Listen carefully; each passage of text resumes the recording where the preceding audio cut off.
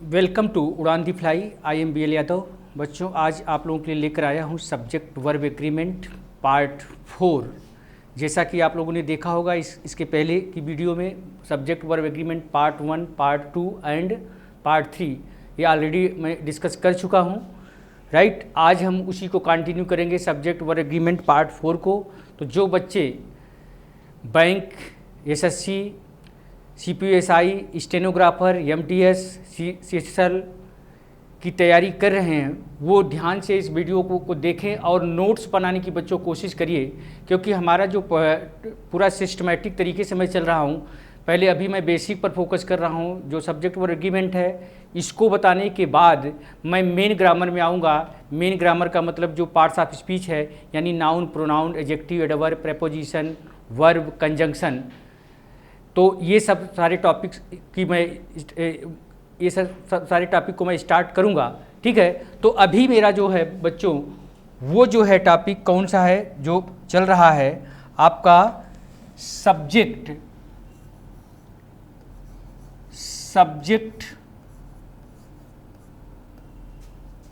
Verb agreement. Subject verb agreement part 4। ठीक है बच्चों, तो सब्जेक्ट वर्ब एग्रीमेंट पार्ट 4। इसके बाद इसमें जो भी कंसेप्ट हैं उसको मैं डिस्कस करूंगा कि जो आपके एग्ज़ाम में क्वेश्चन यहाँ से पूछे जाते हैं। ठीक है, तो सब्जेक्ट वर्ब एग्रीमेंट पार्ट 4, इसमें बच्चों मैं एक बहुत इंपॉर्टेंट रूल आज डिस्कस करूँगा। यहाँ से क्वेश्चन अक्सर आपके एग्ज़ाम में पूछे जाते हैं। ये कंसेप्ट रूल क्या है बच्चों, इसको आप लोग थोड़ा सा फोकस करें। क्या है कंसेप्ट रूल? क्या है कि सम adjectives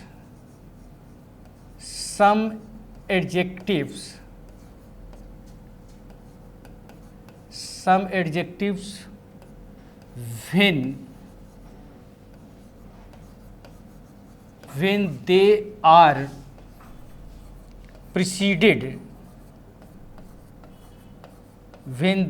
preceded by definite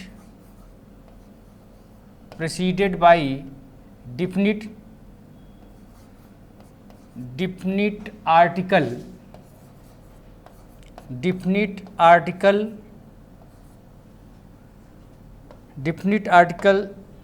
the, comma,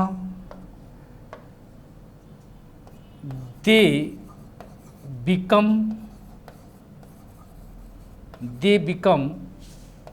plural common noun। क्या बन जाते हैं? प्लूरल कॉमन नाउन बन जाते हैं। सम adjectives when they are preceded by definite article the, they become plural common noun। कुछ एडजेक्टिव्स ऐसे होते हैं बच्चों, जब उनके पहले हम डिफिनिट आर्टिकल द का प्रयोग कर देते हैं तब वो क्या बन जाते हैं? प्लूरल कॉमन नाउन बन जाते हैं। जैसे अगर हम बोले यहाँ पर बच्चों वाइज, अब वाइज हमारा क्या है? ये एडजेक्टिव है। क्या है बच्चों? ये एडजेक्टिव है। लेकिन जब हम बच्चों इसको क्या लिखते हैं, हमने लिखा द वाइज, क्या लिखा? The wise. तब द वाइज जो है हमारा क्या बन गया? प्लूरल कॉमन नाउन बन गया। ठीक है, जैसे हमने लिखा रिच, अब रिच हमारा क्या है बच्चों? ये एडजेक्टिव है। क्या है? एडजेक्टिव है। लेकिन जब हम इसको क्या लिख देते हैं? द रिच, हमने क्या लिखा? द रिच, तब ये क्या बन गया? प्लूरल कॉमन नाउन बन गया। ठीक है, तो ध्यान रखिएगा कुछ एडजेक्टिव्स ऐसे होते हैं जब उनके पहले डिफिनिट आर्टिकल द का प्रयोग करेंगे तो क्या होगा? They become plural common noun. ठीक है, आइए थोड़ा देखते हैं कैसे क्वेश्चन इस पर पूछे गए हैं। पहले इसको थोड़ा सा डिटेल में समझते हैं। जैसे अगर हम यहाँ पर इसको इस तरह से हम लिखना चाहेंगे, इसको आप लोग फटाफट नोट करें, इसके बाद हम इसको दिखाते हैं कि इसको अगर हम यहाँ पर इस तरह से कर दें, इसको यहाँ पर हमने लिखा एडजेक्टिव, एडजेक्टिव और उसके बाद फिर यहाँ पर plural common noun, right. Adjective और वो प्लूरल कॉमन नाउन कब बनेगा? तो जैसे यहाँ पर हमने लिखा ब्रेव, अब ब्रेव हमारा क्या है बच्चों? एडजेक्टिव है, लेकिन जब हम लिखते हैं क्या, द ब्रेव लिखते हैं, तो द ब्रेव हमारा प्लूरल कॉमन नाउन हो जाता है।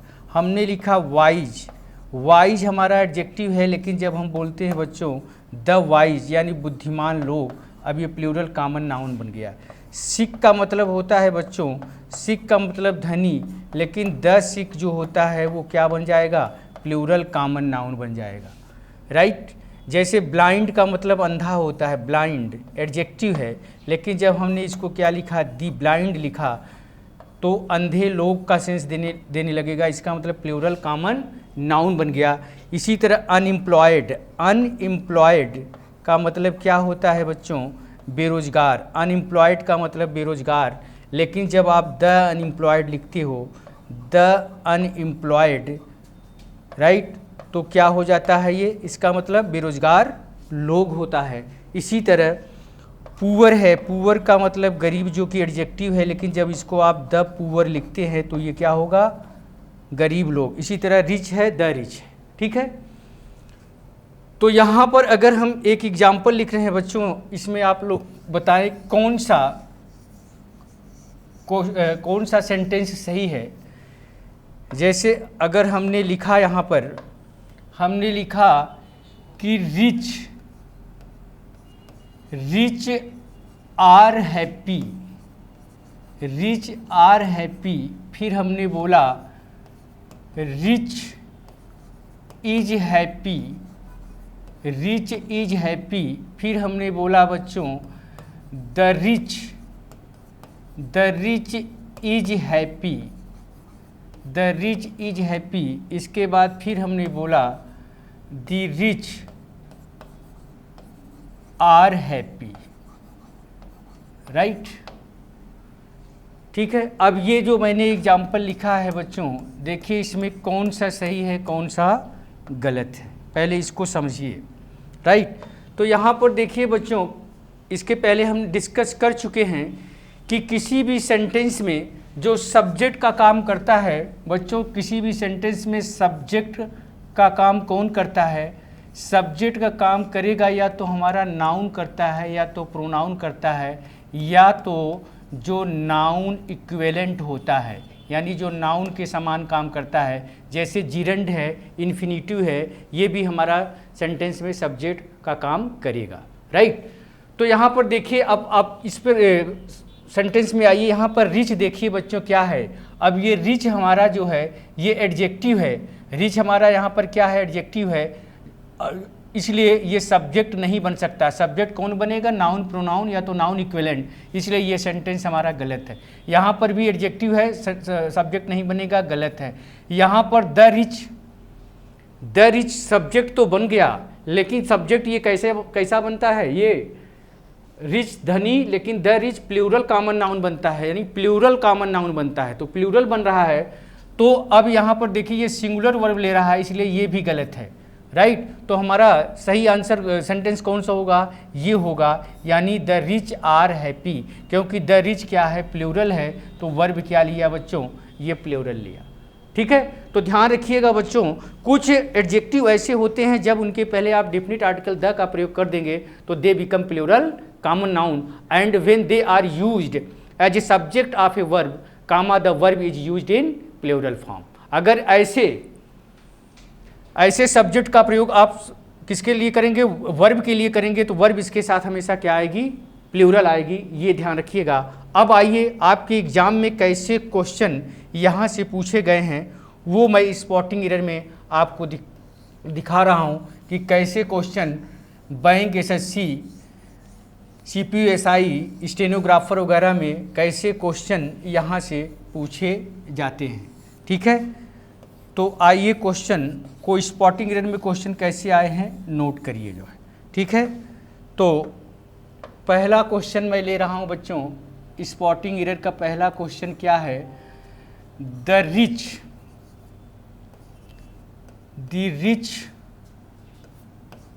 हैज टू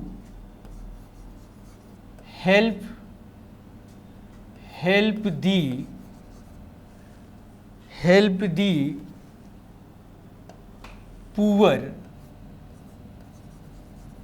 the poor, इसके बाद लिखा है बच्चों नो एरर लिखा हुआ है, राइट। ये आपका ए ऑप्शन, ये बी ऑप्शन, ये सी ऑप्शन और ये आपका D option, right. Question number 2 है हमारा इस तरह से, cowards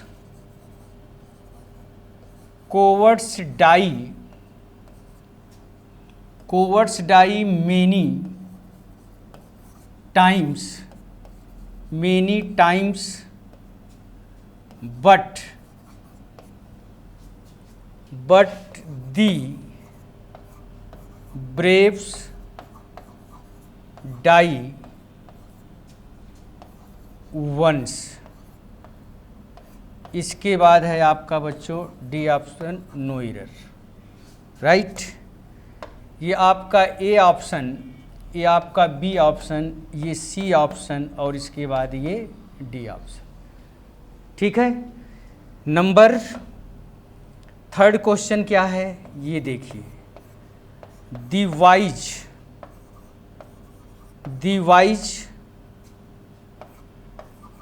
does not insult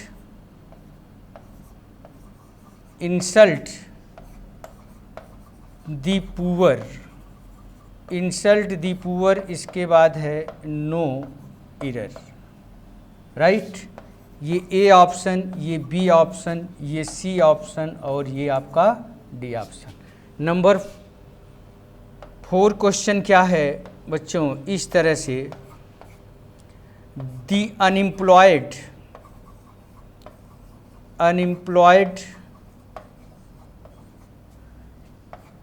is struggling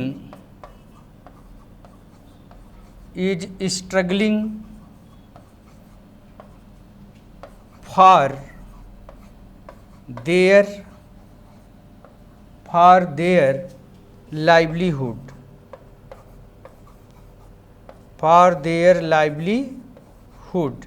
इसके बाद है डी ऑप्शन है आपका नो एरर।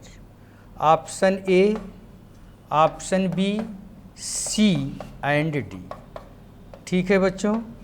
तो ये क्वेश्चन आपका ये भी एसएससी में आ चुका है, ये सीपीएसआई में आया हुआ है बच्चों, ये एसएससी में आया हुआ है और ये आपका एयरफोर्स का क्वेश्चन है, ठीक है बच्चों। तो देखिए क्या है, अभी जो मैंने कंसेप्ट बताया उसी पर ये क्वेश्चंस आए हुए हैं। तो पहला क्वेश्चन क्या है बच्चों, the rich has to help the poor. तो अभी हमने बताया बच्चों कि रिच का मतलब धनी होता है, लेकिन द रिच का मतलब धनी लोग होता है। रिच हमारा एडजेक्टिव है जबकि द रिच हमारा प्लूरल कॉमन नाउन है, राइट। तो यहाँ पर क्या होगा बच्चों, अब ये हमारा चूंकि the rich plural common noun है तो वर्ब क्या लेगा बच्चों, प्लूरल लेगा। तो यहाँ पर हैज के स्थान पर क्या होना चाहिए बच्चों, हैव होना चाहिए। इसका मतलब बी ऑप्शन हमारा गलत है, ठीक है। इसके बाद आइए क्वेश्चन नंबर 2। क्वेश्चन नंबर 2 कह रहा है कि cowards die many time but the braves die one, right. अब देखिए इसका क्या कंसेप्ट है बच्चों, यहाँ पर देखिए कि ये जो क्वेश्चन है हमने अभी आपसे बताया था कि क्या है ब्रेव हमारा क्या है बच्चों, ब्रेव हमारा एडजेक्टिव है, क्या है एडजेक्टिव है। लेकिन द ब्रेव हमारा क्या है, दी ब्रेव जो है वो हमारा प्लूरल कॉमन नाउन है, राइट। क्या है, प्लूरल कॉमन नाउन है, इसलिए ऑलरेडी ये प्लूरल कॉमन नाउन है। इसलिए बच्चों हम अगर इसको ऐसे लिखेंगे द ब्रेव्स लिखेंगे तो ये क्या हो जाएगा, ये गलत हो जाएगा, राइट। जैसे पुअर, अगर हम पुअर लिखें, अगर हमने लिखा द पुअर्स लिख दिया, तब ये भी क्या हो जाएगा बच्चों, गलत हो जाएगा, क्योंकि पुअर गरीब, द पुअर गरीब लोग, द पुअर खुद ही प्लूरल कॉमन नाउन है, इसलिए आप उसको द पुअर्स नहीं लिख सकते हो, राइट। तो वही गलती यहाँ पर किया है। अब यहाँ पर देखिए कोवर्ड्स, तो ये हमारा ऑलरेडी नाउन है, प्लूरल नाउन है, ये तो नाउन है ही है पहले से ही। ये cowards die many times but the braves, अब यहाँ पर देखिए ब्रेव में क्या लगा है, यस लगा दिया है, यही गलत है। यहाँ पर ब्रेव में यस नहीं आएगा, यही हमारा गलत है, यहाँ पर ब्रेव होना चाहिए, इसलिए हमारा सी ऑप्शन क्या था बच्चों, गलत था। यहाँ पर आप क्या करेंगे, ब्रेव करेंगे, राइट। इसके बाद फिर आइए बच्चों, क्वेश्चन नंबर 3 क्या कह रहा है, क्वेश्चन नंबर 3 कह रहा है कि cowards die many times but the brave die once, ये हो गया। अब आइए क्वेश्चन नंबर 3 का क्या कह रहा है, the wise does not insult the poor, the wise does not insult the poor, तो इसमें क्या है बच्चों, अब यहाँ पर देखिए the wise does not insult the poor, तो वाइज, अब देखिए वाइज हमारा क्या है, एडजेक्टिव है, राइट, लेकिन द वाइज क्या है, दी वाइज ये क्या है, प्लूरल कॉमन नाउन। जब प्लूरल कॉमन नाउन है बच्चों, तो वर्ब क्या लेगा, वर्ब भी क्या लेगा, ये प्लूरल लेगा, राइट, वर्ब प्लूरल लेगा। तो यहाँ पर द वाइज चूँकि क्या है, प्लूरल कॉमन नाउन है, राइट, तो यहाँ पर डज के स्थान पर क्या होगा बच्चों, डू का प्रयोग होगा, इसलिए बी ऑप्शन हमारा क्या है, गलत है, ठीक है। इसके बाद आइए क्वेश्चन नंबर 4, क्वेश्चन नंबर 4 आपका क्या है, इस तरह से है, कह रहा है क्वेश्चन नंबर 4, क्वेश्चन नंबर 4 कह रहा है कि the unemployed is struggling for their livelihood, livelihood का मतलब होता है जीविका। अब देखिए द अनएम्प्लॉयड हमारा क्या है, प्लूरल कॉमन नाउन है, तो वर्ब क्या लेगा, प्लूरल, तो यहाँ पर भी इज के स्थान पर क्या होना चाहिए बच्चों, आर का प्रयोग होगा, इसका मतलब बी ऑप्शन हमारा क्या है, गलत है, राइट। तो ध्यान रखिएगा, ये कंसेप्ट, ये रूल बहुत इंपॉर्टेंट है, अक्सर यहाँ से आपके एग्जाम में क्वेश्चन पूछे जाते हैं, ठीक है बच्चों। अब आइए इसके बाद हम नेक्स्ट कंसेप्ट की तरफ बढ़ते हैं। तो नेक्स्ट कंसेप्ट क्या है, नेक्स्ट कंसेप्ट कह रहा है कि when two subjects are joined by, क्या कह रहा है कि when two subjects are joined by or comma nor comma either or comma neither nor comma the verb agree with second subject. ये रूल क्या कह रहा है, नेक्स्ट रूल, जो कि ये भी बहुत इम्पॉर्टेंट है, क्या है कि when two subjects are joined by, when two subject are joined, when two subjects are joined by or comma nor comma either or comma neither nor, right, when two subjects are joined by or comma nor comma either or comma neither nor comma the verb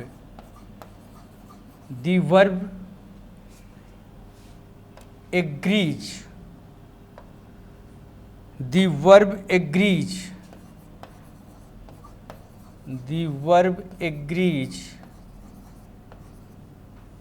with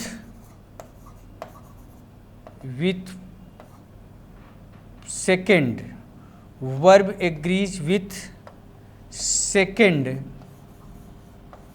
subject, right, verb का प्रयोग किसके according करेंगे, second subject के अनुसार करेंगे। तो rule क्या कह रहा है कि बच्चों जब दो सब्जेक्ट को हम जोड़ेंगे, सब्जेक्ट में हमारा क्या होगा, नाउन भी हो सकता है, प्रोनाउन भी हो सकता है। सब्जेक्ट में क्या हो सकता है, नाउन भी हो सकता है और प्रोनाउन भी हो सकता है। तो जब दो सब्जेक्ट्स को हम किससे जोड़ेंगे, आर से जोड़ेंगे या नार से जोड़ेंगे या आइदर आर से जोड़ेंगे या नाइदर नार से जोड़ेंगे, तो जो वर्ब होगा वो the verb agree with second subject. Verb का प्रयोग हम किसके अकॉर्डिंग करेंगे बच्चों, सेकेंड सब्जेक्ट के अनुसार करेंगे, राइट। तो आइए एग्जाम्पल के द्वारा इसको हम क्लियर करते हैं कि क्या है इसका। एग्जाम्पल से ज़्यादा क्लियर होगा। तो अगर हम बोलें द बुक और द मैगजीन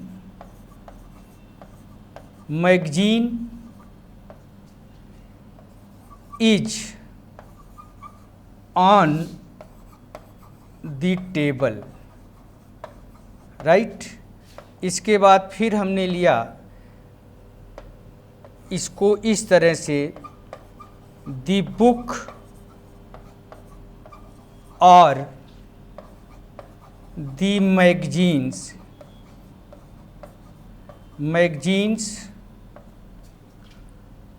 आर ऑन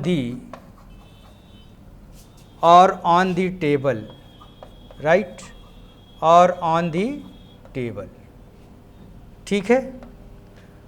तो यहाँ पर देखिए बच्चों, अब क्या है कि हमने किससे जोड़ा है, और से जोड़ा है, किसको, बुक और मैगजीन्स को जोड़ा है, ठीक है। यहाँ पर भी वही बुक है लेकिन यहाँ पर मैगजीन्स है। तो इसमें ध्यान रखिएगा बच्चों, इसमें क्या कंसेप्ट होता है कि जब दो नाउन को आप आर से या नार से या आइदर आर से या नाइदर नार से जोड़ते हैं, तो ध्यान रखिएगा वर्ब का प्रयोग हमेशा क्या होता है, verb agree with second subject. Verb का प्रयोग हम सेकेंड सब्जेक्ट के अनुसार करते हैं। दूसरी बात इसमें यह ध्यान रखना है कि अगर एक नाउन सिंगुलर होगा और दूसरा नाउन प्लूरल होगा, ठीक है, और हम किससे जोड़ेंगे, आर से या नार से या आइदर आर या नाइदर नार से जोड़ेंगे, तो जो नाउन प्लूरल होगा उसको हम बाद में लिखेंगे और उसी के अनुसार हम वर्ब का प्रयोग करेंगे। जैसा कि देखिए यहाँ पर जो एग्जाम्पल हमने लिखा है, यहाँ पर बुक भी सिंगुलर है और मैगजीन भी क्या है, सिंगुलर है, इसलिए हमने वर्ब यहाँ पर क्या लिया, सिंगुलर लिया, ठीक है। लेकिन यहाँ पर बच्चों बुक क्या है, सिंगुलर है, लेकिन मैगजीन क्या है, प्लूरल है, इसीलिए यहाँ पर हमने जो वर्ब लिया है वो क्या लिया है, प्लूरल लिया है। क्यों, क्योंकि वर्ब का प्रयोग बच्चों हमेशा सेकेंड सब्जेक्ट के अनुसार प्रयोग होता है। वर्ब का प्रयोग हम हमेशा किसके अकॉर्डिंग प्रयोग होगा, सेकेंड सब्जेक्ट के अनुसार, ठीक है। और ध्यान रखिएगा एक नाउन अगर प्लूरल होगा दूसरा सिंगुलर होगा तो प्लूरल नाउन को हम बाद में रखेंगे और सिंगुलर नाउन को पहले रखेंगे। यहाँ पर देखिए बुक, यहाँ पर जो बुक है और मैगजीन्स है, यहाँ पर मैगजीन प्लूरल है और बुक सिंगुलर है, तो सिंगुलर को हम पहले रखेंगे और मैगजीन्स यानी प्लूरल को हमने बाद में रखा है। अगर यहाँ पर बुक प्लूरल होती और मैगजीन सिंगुलर होता तो हम मैगजीन को पहले रखते और बुक को बाद में रखते, ठीक है। एक एग्जाम्पल और देखिए, जैसे अगर हम यहाँ पर इसको इस तरह से एक एग्जाम्पल हम और रख रहे हैं आप लोगों के सामने। दूसरा एग्जाम्पल हमने लिया बच्चों इस तरह से, neither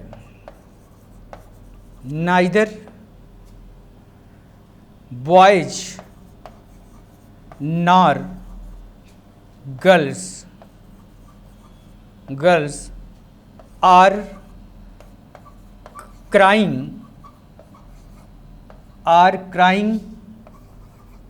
eight the bus stop, right.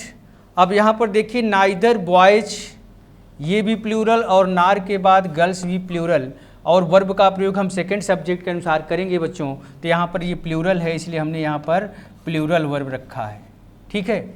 ये मेरा कहने का मतलब है, ठीक है। तो अब आइए इस रूल पर कैसे क्वेश्चन आपके एग्जाम में पूछे गए हैं, थोड़ा सा उन क्वेश्चन को भी आप देखिए, ठीक है। तो स्पॉटिंग एरर में कैसे क्वेश्चन यहाँ से पूछे गए हैं, मैं 3-4 क्वेश्चन आपको दिखाना चाहूँगा कि इस पर कैसे क्वेश्चन ये सब आए हुए हैं, क्या इसका कंसेप्ट है। ठीक है, तो आइए बच्चों शुरू करते हैं क्वेश्चन को स्पॉटिंग एरर में। स्पॉटिंग एरर्स, स्पॉटिंग एरर्स में कैसे क्वेश्चन पूछे गए हैं देखिए। पहला क्वेश्चन मैं ले रहा हूं इस तरह से, आई have neither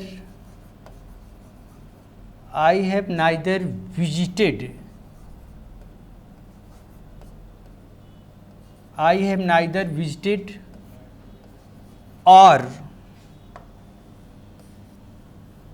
or intend, INTEND, or intend to visit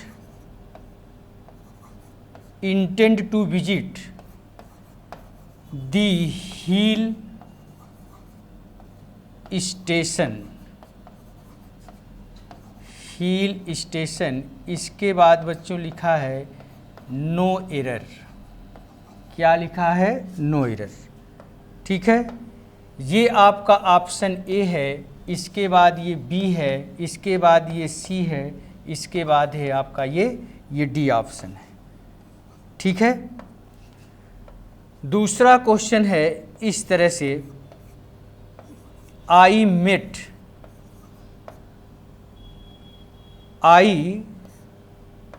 neither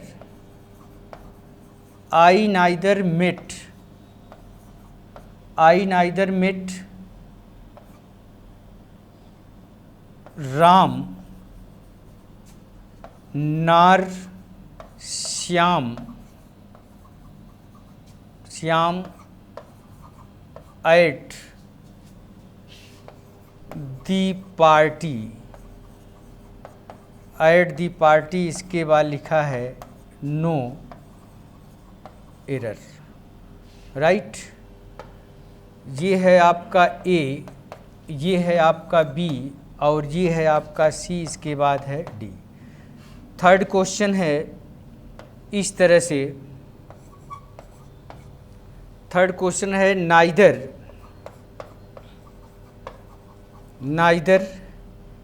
Nisha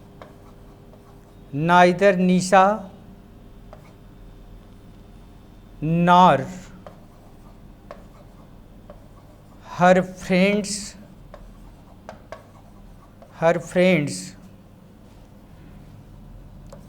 has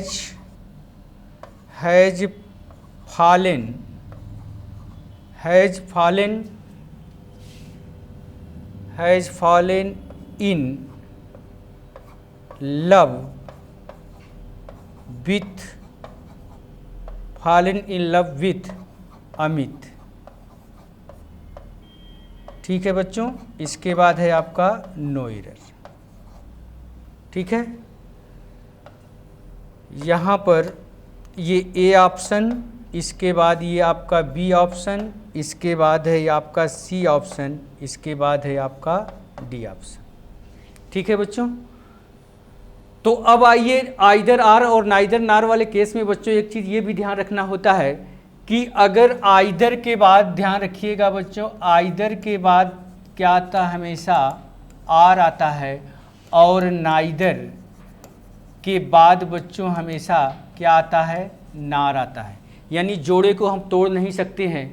तो आपका जो पहला क्वेश्चन ये एसएससी में आया हुआ है बच्चों, इसमें देखिए इन्होंने क्या कहा है कि I have neither visited or intend to visit the hill station.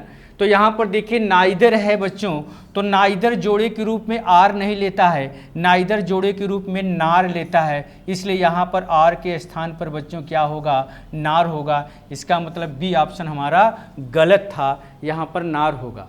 ठीक है, इसी तरह दूसरा क्वेश्चन क्या है बच्चों? कह रहा है कि आई नाइदर मेट राम नार श्याम एट द पार्टी। तो ध्यान रखिएगा बच्चों, जो ये आइदर आर और नाइदर नार वाली केस होती है, इसमें एक चीज़ का और ध्यान रखना बहुत ज़रूरी होता है कि अगर आइदर के बाद, ध्यान रखिएगा बच्चों, आइदर के बाद जिस पार्ट्स ऑफ स्पीच का प्रयोग करोगे, आइदर के बाद जिस पार्ट्स ऑफ स्पीच का प्रयोग करोगे उसी पार्ट्स ऑफ स्पीच का प्रयोग आर के बाद भी होना चाहिए। इसी तरह नाइदर के बाद जिस पार्ट्स ऑफ स्पीच का प्रयोग होगा उसी पार्ट्स ऑफ स्पीच का प्रयोग नार के बाद भी होना चाहिए। अगर आइदर के बाद नाउन आया हुआ है तो आर के बाद भी नाउन आएगा। अगर आइदर के बाद प्रेपोजिशन है तो आर के बाद भी प्रेपोजिशन होगा। इसी तरह नाइदर के बाद अगर नाउन आया है तो नार के बाद भी नाउन होगा। अगर नाइदर के बाद वर्ब है तो नार के बाद भी वर्ब आना चाहिए, यानी सेम पार्ट्स ऑफ स्पीच को फॉलो करता है, राइट। तो यही गलती यहाँ पर हुई है बच्चों। देखिए यहाँ पर नाइदर, यहाँ पर आपका क्या है, यहाँ पर देखिए आपका नाइदर के बाद यहाँ पर जो आया है बच्चों क्या आई है, वर्ब आई है। नाइदर के बाद वर्ब आई है, लेकिन यहाँ पर देखिए नार के बाद क्या आ गया बच्चों, नाउन आ गया। इसका मतलब ये सेम पार्ट्स ऑफ स्पीच को फॉलो नहीं कर रहा है, इसलिए ये क्वेश्चन गलत है। किस ऑप्शन में गलत है अब यहाँ पर ये देखना होगा आपको। तो आई नाइदर मेट, अब नाइदर के बाद वर्ब है तो नार के बाद नाउन है, तो इसको आप क्या करेंगे, इसको अब ऐसा करिए आप कि ये सेट हो जाए। और सेट कैसे होगा, इसको आप क्या करेंगे, यहाँ पर जो नाइदर लिखा है, राइट, इसको सेट कैसे करेंगे। अब यहाँ पर देखिए इसको ऐसे कर दीजिए, आई मेट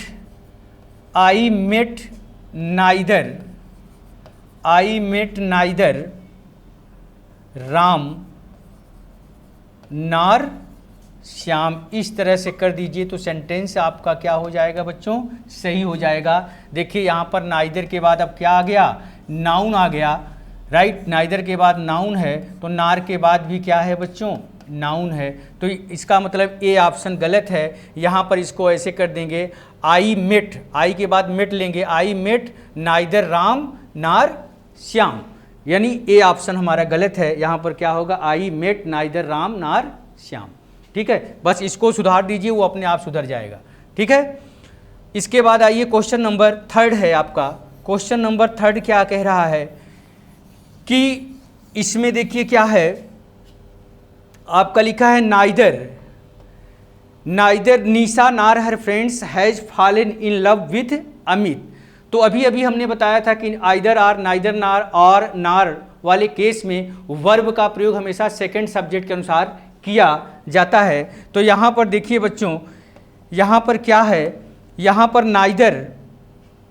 नाइदर और नार से जुड़ा है। तो नाइदर निशा हमारा ये पहला सब्जेक्ट है, यस वन, और नार के बाद हर फ्रेंड्स ये हमारा सेकंड सब्जेक्ट है। तो रूल हमारा क्या कहता है कि the verb agree with second subject. इस वाले केस में हमेशा वर्ब का प्रयोग जो होता है बच्चों वो सेकंड सब्जेक्ट के अनुसार किया जाता है। किस वाले केस में, आर नार, आइदर आर नाइदर नार वाले केस में। तो यहाँ पर हर फ्रेंड्स बच्चों देखिए, हर फ्रेंड्स हमारा प्लूरल है, तो यहाँ पर जो बच्चों हैज लिखा है, यहाँ पर हैज के स्थान पर क्या होना चाहिए, हैव होना चाहिए। बोलिए, हैज के स्थान पर हैव, इसका मतलब बी ऑप्शन हमारा क्या है बच्चों, गलत है, ठीक है। तो इस तरह से बच्चों आपको चीज़ों को क्या करना है, क्लियर करते हुए आगे बढ़ना है। अभी हम बेसिक ही पढ़ा रहे हैं, ठीक है बच्चों। तो हम आज यहीं तक रखेंगे। जय हिंद।